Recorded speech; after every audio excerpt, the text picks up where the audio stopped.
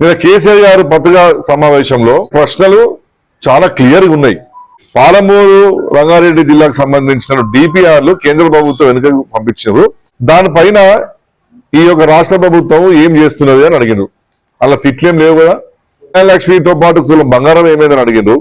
గురుకుల పాఠశాలలో విద్యార్థులు ఎందుకు చనిపోతున్నారని అడిగిండ్రు. మహిళలకు 20,000 ఇస్తామని చెప్పారు, ఎందుకు ఇవ్వలేదని అడిగిండ్రు. రాష్ట్రంలో శాంతి భద్రతలు విఫలమైపోయినాయి అంటూ వాటికి జవాబు చెప్ప సాధకాక ఇక్కడ ఉన్నటువంటి వడ్డూ లక్ష్మణ్ గారు, జిల్లా కాంగ్రెస్ అధ్యక్షులు ఏది పెద్దది కేసీఆర్ గారు ఫామ్ అవుతున్నాడు. టీఆర్ఎస్ పార్టీ కనుమరుగు అయిపోయిందట. పాత చింతకాయ పచ్చడి లాంటి పాత ముచ్చట్లు, అరిగిపోయిన క్యాసెట్ లాంటి మాటలు తప్పించి ఇక్కడ కేసీఆర్ గారు వేసిన ప్రశ్నలు మాత్రం జవాబు చెప్పారు. 2 సంవత్సరాలు కేసీఆర్ గారు ఫామ్ హౌస్లు ఉంటే మరి మీ ముఖ్యమంత్రి గారు వందలాది మీటింగ్లో ఎందుకంటే మాకు కేసీఆర్ గారు తిడుతూనే ఉన్నాడు. ఒకసారి గుడ్డు బీక్తా అన్నాడు, గోట్లు ఆడుతాడు, పేగులు తీసి వదిలేసుకుంటా అని చెప్పాడు.